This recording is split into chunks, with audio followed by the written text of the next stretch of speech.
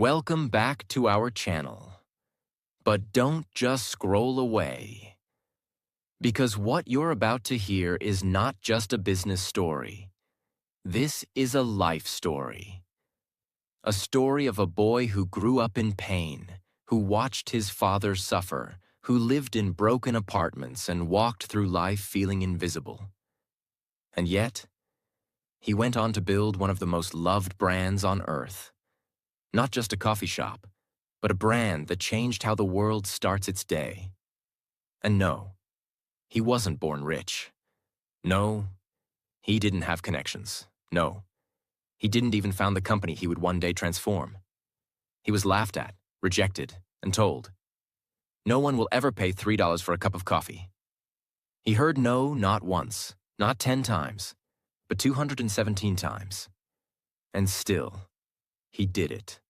His name is Howard Schultz.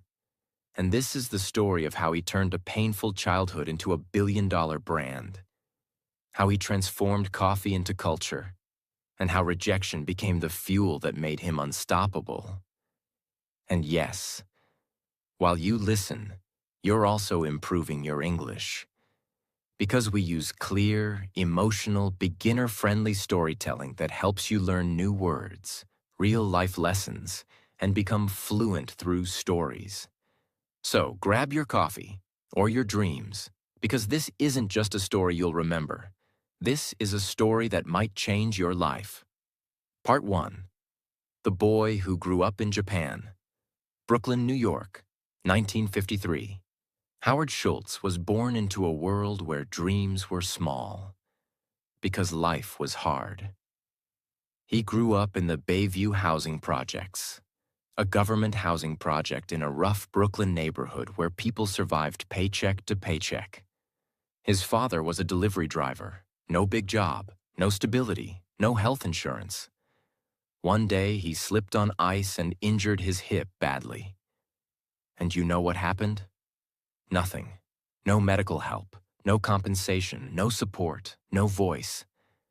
Howard watched his father, a strong man, become broken and hopeless overnight. He watched him sit on the couch, jobless, depressed, and filled with shame. There was no one to help, no one to care. Howard would later say, "That moment changed me. I saw what it meant to be a number, not a person. I promised myself, if I ever built a company, it would honor people, not crush them." He was just a boy, but that pain stayed in his soul. They were so poor, Howard used to feel embarrassed to bring friends home. He had no room of his own, no luxury, not even enough clothes sometimes. He said, "When you're that poor, you never forget it. Poverty leaves a shadow." But this shadow didn't kill him. It lit a fire inside him. Howard had no path laid out for success, but he had one superpower: determination. He played sports. He worked odd jobs. He sold newspapers. He saved money. And against all odds, he became the first in his family to go to college. But even that wasn't easy. He didn't go to Harvard. He went to Northern Michigan University on a football scholarship and worked as a bartender and salesman to pay for school. After college, he started working as a salesman for Xerox, one of the best sales training companies at that time. He was good, very good. But Howard wanted more. One day, he joined a small kitchenware company. His job? Sell coffee machines to local cafes. And that's when something unexpected happened. While analyzing sales reports, he noticed one small client in Seattle kept buying more machines than anyone else. He was curious, so he flew there to find out why. The company was called Starbucks. At that time, it had just 4 stores, and it didn't even sell coffee to drink, just beans, grinders, and equipment. But there was something about the people, the energy, the philosophy. Howard fell in love. He said, "There was something magical about Starbucks. I saw more than coffee. I saw warmth, authenticity, culture." And in that moment, a seed was planted. He quit his job. He joined Starbucks. But he had no idea that this small decision would lead to the biggest battle of his life. Howard Schultz had seen pain. He had felt invisible. He had been poor, hopeless, and humiliated. But he also had a dream: to build something better than what his father had, to build a company that respected people. And he had just found the perfect soil: Starbucks.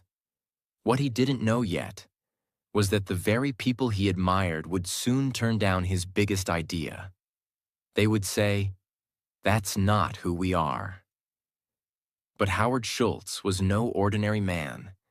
He didn't just sell coffee. He was about to sell a new way of life. Howard Schultz had joined Starbucks, a small company in Seattle. He was not the owner. He was not rich. He was just an employee. But inside him, something bigger was growing, a vision that nobody else could see.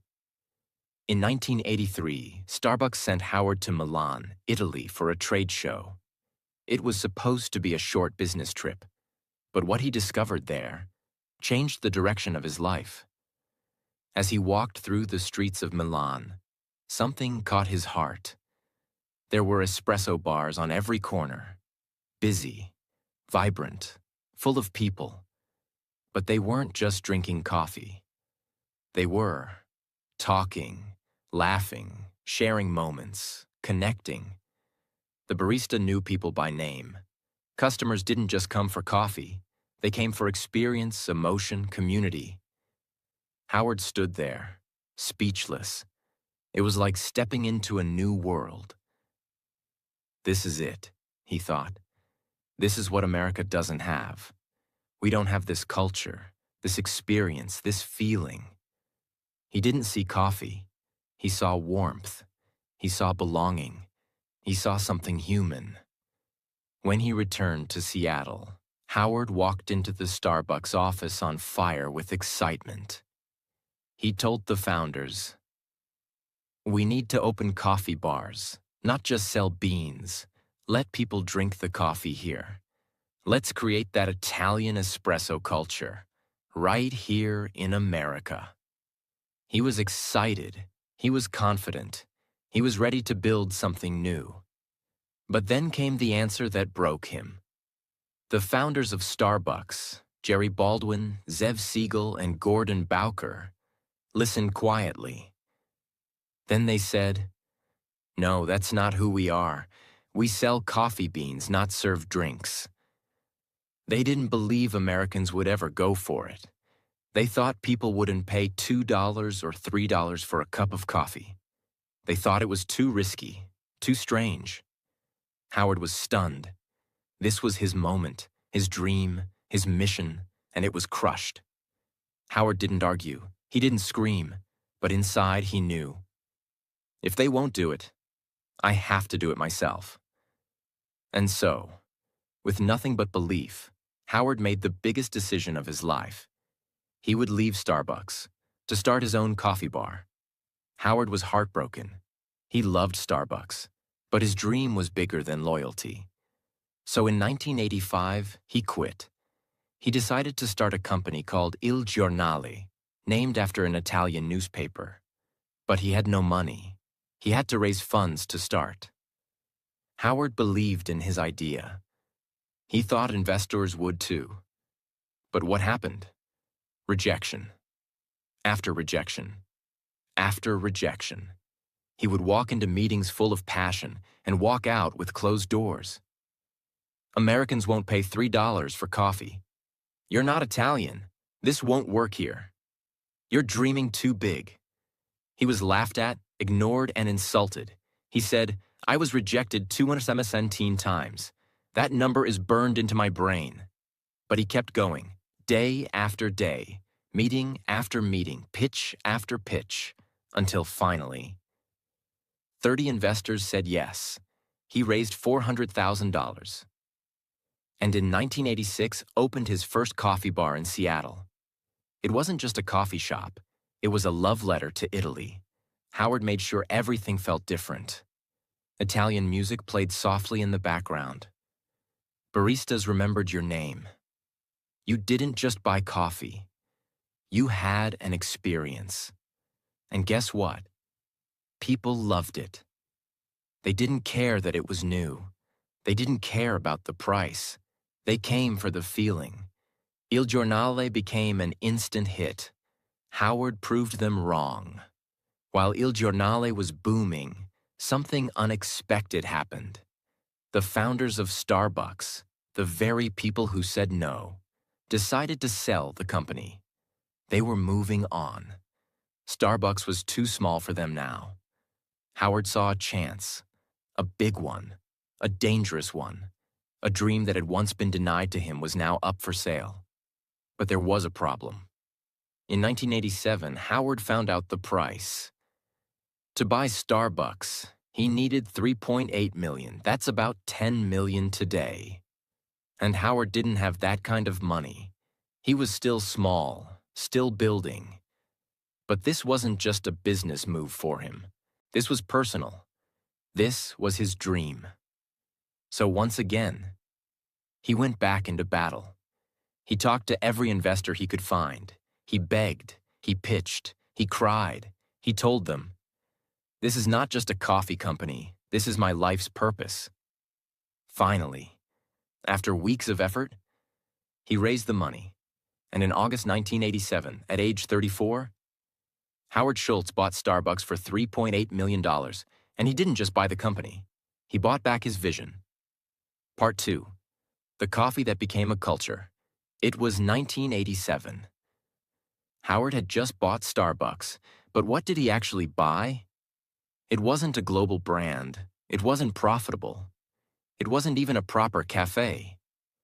All it had was 6 stores, a small roasting plant, a confused brand identity, and a few dozen employees. The company did not serve coffee to drink. It only sold coffee beans, machines, and accessories. There were no lattes, no cappuccinos, no frappuccinos, and no music. Nothing you recognize today existed yet.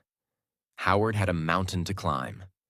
Howard didn't just want to own Starbucks, he wanted to reinvent it. His mission was clear. Starbucks will not just sell coffee, it will sell an experience, a feeling, a third place between work and home. So he got to work. Howard had 3 key principles. 1. Create a human connection. Customers should feel seen, valued, and respected. 2. Design stores with emotion. Each store would be warm, inviting, with soft lighting, music, and a unique smell. 3. Make every cup feel personal. The baristas would remember names, smile, and make you feel like family. He didn't want to sell fast coffee. He wanted to build ritual, emotion, and community, just like he saw in Italy. Howard focused on tiny things that other businesses ignored. The smell inside the store. Never let food overpower the smell of coffee. The music. Every Starbucks had curated playlists to match the mood. The seating. Cozy, not cramped. The counters, designed so baristas and customers could talk comfortably. The lighting, always soft, never harsh. The names on cups, to make every customer feel special. And most importantly, the person behind the counter is not just making coffee. They are creating warmth. Howard believed the employees were the heart of the brand. He didn't call them staff or workers. He called them partners. Even part-time baristas were given healthcare benefits, stock options, training not just for skill, but for soul. This was revolutionary in America, especially for a coffee shop. Howard said, "If we treat our people well, they will treat our customers well, and everything will take care of itself." He made sure baristas looked customers in the eye, smiled, asked how your day was, remembered regulars. In Starbucks, you were not a number. You were a name, a person, a story. In 1987, after Howard took over, Starbucks had just 6 stores. No national presence, a huge vision but very little profit. Over the next 5 years, he grew Starbucks to 165 stores across cities like Chicago, Vancouver, and New York. But this growth wasn't random. Every location was carefully picked. Every store was designed to create community, not just sell coffee. Howard refused to franchise the stores. Why? Because he wanted to protect the experience. He said, "I want to control the quality, the emotion, the feeling. That can't be outsourced." Before Starbucks, most Americans had never heard of espresso, latte, cappuccino, macchiato, frappuccino. Howard made these words part of everyday life. He trained his staff and customers to learn them, patiently and respectfully. And slowly, the culture changed. People didn't just say coffee, they said, "Can I get a tall vanilla latte with soy milk?" Starbucks didn't just sell drinks. It educated, uplifted, and reshaped how people thought about their daily routine. Howard knew the power of branding. He didn't want just a good cup of coffee. He wanted customers to feel proud holding a Starbucks cup. So they invested heavily in clean, minimalist logo design, high-quality cup materials, consistent green and white branding, a sense of premium experience. Very soon, holding a Starbucks cup became a statement. "I'm successful. I have taste. I take care of myself. This is my time." Howard realized something deep. People aren't just buying coffee. They're buying a moment of peace, a sense of belonging, a way to feel seen. And that's exactly what he gave them. For a few dollars, 3, 4, 5, people didn't just get a drink. They got a cozy seat, calm music, friendly conversation, a small break from the chaos of life. And that was priceless. By the early 1990s, Starbucks had expanded to several major U.S. cities. It was earning millions in revenue. Customer loyalty was extremely high. The brand was now seen as modern, classy, and cool. People went to Starbucks to read, to write, to have meetings, to fall in love, to take a break, to feel human. By the early 1990s, Starbucks was no longer just a Seattle brand. It had become a national sensation. The coffee shop was a cultural icon, a lifestyle statement, a business case study, and a morning ritual for millions. But Howard was not satisfied. He wasn't thinking about 100 stores. He was thinking 10,000. He wanted to take Starbucks to Europe, Asia, every airport, every corner of every city. And to do that, he needed serious capital. In 1992, Starbucks went public on the NASDAQ stock exchange. Ticker symbol, SBX. Stock price, $17 per share. Initial valuation, around $250 million. Howard Schultz, once rejected 217 times, now had built a company that Wall Street wanted to own. The IPO was a massive success. Starbucks stock skyrocketed in the first year. With fresh funding, Howard had the fuel he needed to expand faster than ever before. While Starbucks was expanding, something unexpected happened. In 1994, in Santa Monica, California, a small group of Starbucks baristas noticed something. Customers were asking for cold blended coffee drinks. At the time, Starbucks had no cold coffee menu. But these baristas didn't wait for approval. They experimented. They blended espresso with ice, milk, chocolate, whipped cream, and created something new. When Howard found out, he didn't punish them. He didn't say, "That's not in the manual." Instead, he tasted the drink and smiled. "This is brilliant," he said. "We're launching it nationwide." In 1995, Starbucks officially launched the Frappuccino. It became an instant sensation, especially with younger customers. In its first full year, Frappuccino generated over $50 million in revenue. It wasn't part of the original plan, but it became one of Starbucks' most successful products of all time. With momentum building in the US, Howard now looked beyond American borders. His first international target? Tokyo, Japan. Why Japan? Because Japanese culture respected ritual, precision, and aesthetics. They had a growing interest in Western lifestyle. It was the perfect mix of tradition and modernism. In 1996, Starbucks opened its first store outside the US, in Tokyo. And guess what? It was an overwhelming success.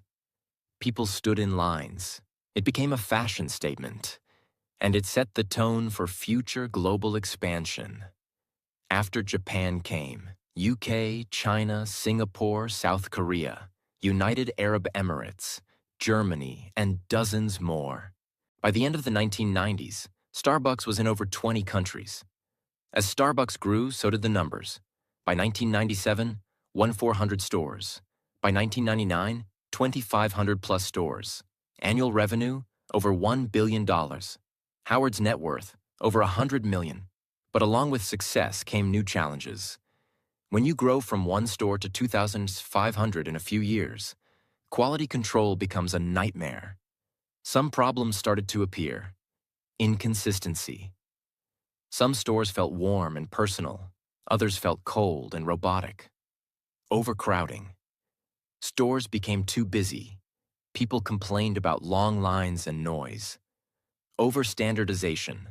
The same colors, music, and design began to feel too corporate. Howard felt uneasy. I didn't want to build McDonald's. I wanted to build something meaningful. But now Wall Street was involved. Shareholders wanted faster growth, more stores, higher profits. Howard was now in a tug of war, between vision and velocity, between purpose and pressure, between soul and scale. At this point, Howard Schultz was not just a CEO. He was managing thousands of employees, overseeing global expansion, dealing with investors, protecting company culture. He was exhausted. In 2000, after building Starbucks for nearly 20 years, Howard made a shocking announcement. He was stepping down as CEO. Howard said, "I've taken the company as far as I can. Now it's time for someone else to take it higher." He stayed as chairman, but gave day-to-day leadership to Orrin Smith and later Jim Donald. The new leaders focused more on growth, stock prices, and systems. And at first, it worked. Stores kept opening. Profits kept growing. Stock prices kept rising. But something else was growing too. Disconnection. Howard would later say, "I walked into some stores, and I didn't recognize them. They were clean, busy, profitable, but something was missing." The soul of Starbucks, that warm, personal feeling, was fading. By 2007, cracks turned into shocks. The global financial crisis hit. Consumers were spending less. Critics began saying, "Why pay $4 for coffee in a recession?" Starbucks started closing stores, cutting jobs, facing public criticism. Its stock price dropped from $40 to $8, an 80% crash. And suddenly the company that once felt invincible looked like it might fall apart. Howard watched from the sidelines, helpless, frustrated, and heartbroken. But he wasn't done yet. Part 3. The Comeback of a Broken Dream. It's 2008. Starbucks is in trouble. The global economy is falling apart. The world is entering a financial crisis. People are losing their jobs. Families are cutting their spending. And suddenly, $4 coffee no longer feels like a small treat. It feels like a luxury they can't afford. Sales drop. Customer visits fall. Store traffic slows. Starbucks, once a symbol of modern culture, is now seen as overpriced, overrated, overexpanded. And the numbers are brutal. In 1 year, the stock falls from $40 to under $8. The company loses over $6 billion in value. Store closures begin. Hundreds of locations shut down. Thousands of employees are laid off. Morale collapses inside the company. The magic is gone. And behind the scenes, one man is watching. Heartbroken. Howard Schultz is no longer CEO. He stepped down in 2000. But he remained chairman, watching from a distance. He visits stores and feels a sharp pain in his chest. "This is not what I built," he whispers. He sees dirty floors, distracted baristas, empty chairs, customers who feel rushed and invisible. Everything he stood for, connection, experience, emotion, is fading fast. And then, one day, the board of directors comes to him and says, "Howard, we need you back." It's January 2008. Howard Schultz, now 54 years old, steps back in as CEO of Starbucks. But this time, it's different. He's not coming back to lead a celebration. He's coming back to save a dying dream. And he knows the truth.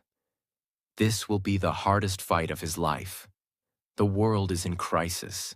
The media doubts him. The company is collapsing. And worse, the culture is broken. But Howard doesn't hide. He steps in with fire in his eyes and says to his team, "We are not in the coffee business serving people. We are in the people business serving coffee. And we've forgotten that." Howard begins with radical decisions. 1. Closes 900 stores. Yes, 900 stores across the US and abroad are shut down. Not because they didn't make money, but because they didn't reflect the brand's soul. 2. Fires thousands of employees. It breaks his heart, but he knows. If we don't cut now, we may not survive. 3. Halts all new store openings. Growth is paused. Focus returns to quality.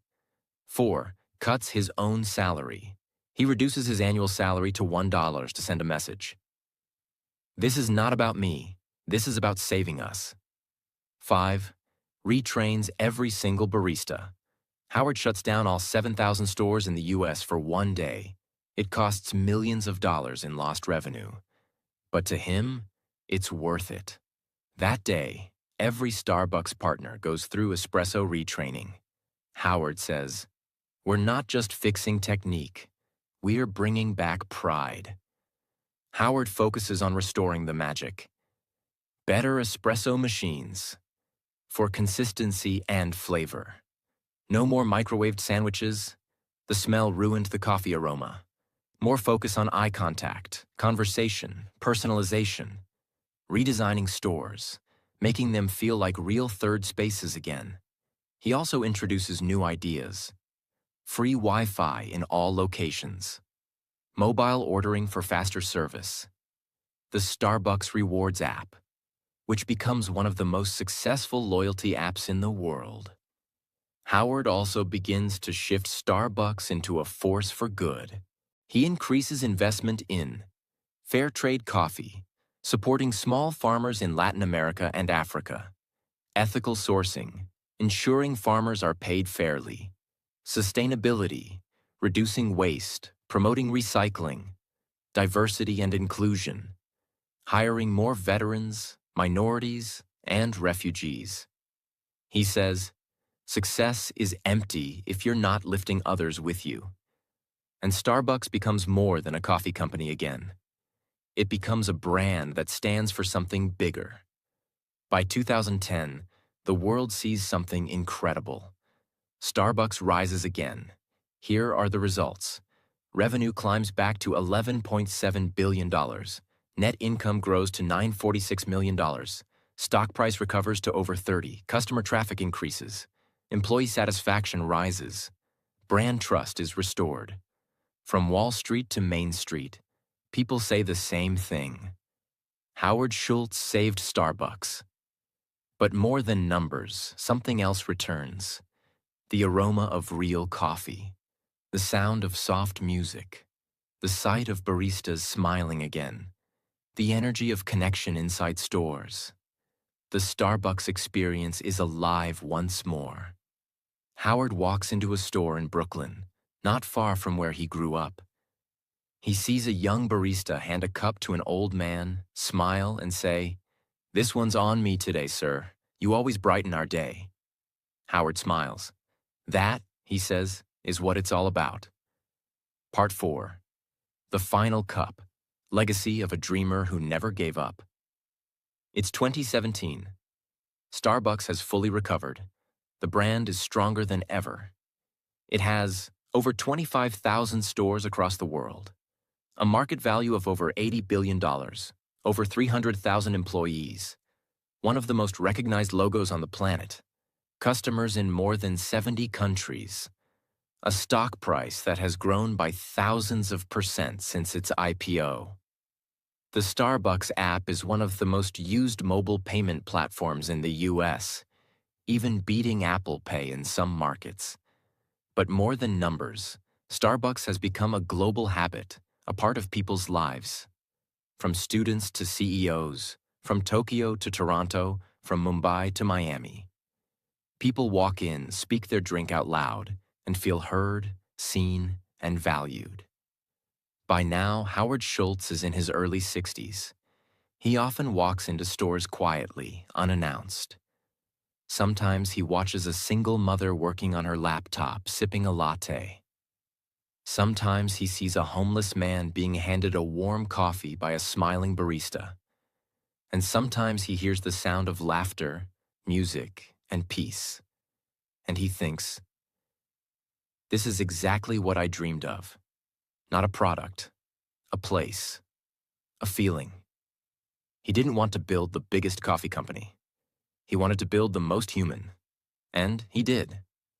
Let's pause for a moment and look at the scale of what Howard built. Metric then, 1987. Now, 2017. Stores 6, 25,000 plus revenue. 5 million year, over 22 billion year. Employees, a few dozen over 300,000 countries, 1 US. Over 70. Stock price, IPO. 17 share, over 60 share company value. 250 million over 80 billion. All this from a man who grew up in public housing, who saw his father suffer and promised he'd never let workers feel unseen again. In 2017, Howard Schultz once again stepped down as CEO, this time on his own terms. He said, "It's time for a new generation to lead, but I'm not leaving. I'm just passing the torch." He handed the leadership to Kevin Johnson, a former tech executive and longtime Starbucks board member. Howard remained chairman, still involved, still passionate, but no longer in daily operations. But Howard didn't retire to relax. Instead, he turned his energy toward social impact, human rights, veteran employment, helping underserved communities, fixing the American dream. He launched initiatives to hire over 10,000 military veterans, offer free college education to Starbucks employees through partnerships, provide employment to refugees and disadvantaged youth, advocate for racial and economic equity. Howard believed that companies have a responsibility bigger than profit. We are not in business to make money alone. We are in business to elevate humanity. Most people don't know this. But Howard's desire to care for employees, build a warm company, and serve people with dignity came from personal pain. His father, Fred Schultz, was a delivery truck driver. One day he slipped on ice and injured his hip. He was fired. No compensation, no support, no respect. Howard was only 7 years old at the time. He never forgot how his father sat at home, broken, both in body and in spirit. "I saw what happens when workers are invisible. Starbucks became the answer to that pain." So he built a company where even a part-time barista got healthcare, stock options, education, and dignity. In 2019, Howard announced he was exploring a run for President of the United States. Why? Because he believed that leadership meant service, not power. He wanted to bring the same human-first philosophy he used at Starbucks into the political world. Although he eventually dropped the idea, the message was clear. I was a poor kid from the projects. I built something that touched the world. So why not use that experience to heal even bigger things? Today, Howard Schultz is retired from Starbucks, but the culture he built still lives in. Every smiling barista, every warm cup of coffee, every customer who sits and feels at peace, every employee who is called a partner, not a worker, every morning ritual that begins with a name written on a cup. He turned coffee into connection. He turned a commodity into a community. And he showed the world that you can build $1 billion company without losing your soul. What you can learn from Howard Schultz. 1. Your past does not define your future. A poor boy from the projects can build a global brand. 2. Rejection is not the end. It's the beginning. Howard was rejected 217 times before someone believed in him. 3. Lead with your heart, not just your head. Profit is important, but people are everything. 4. Your business is your legacy.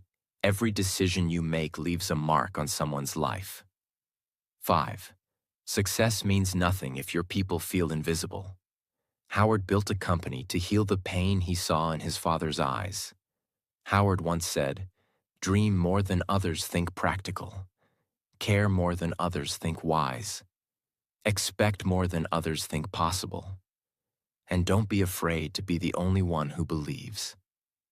He believed. And because he believed, today, over 100 million people walk into Starbucks stores every week. Not just for coffee, but for comfort, connection, and a small piece of hope. And it all started with a boy who had nothing except a dream and a reason to never give up. This is the end of the Starbucks story. But this should be the beginning of your story. Maybe you have no money. Maybe your family never believed in you. Maybe you feel invisible. But remember this: if Howard Schultz could do it, so can you. Don't wait for permission. Don't wait for comfort. Don't wait for the world to clap. Start now. Build. Believe. Begin. Because your dream matters. And one more thing. This story wasn't just about coffee. It was about life, leadership, love, and legacy. It was told in simple English so that anyone, anywhere in the world, can understand it and feel inspired. So if you learned something today, if you felt something today, then share it. Because maybe someone out there needs to hear this story more than you can imagine. Thank you for listening. Thank you for dreaming. And thank you for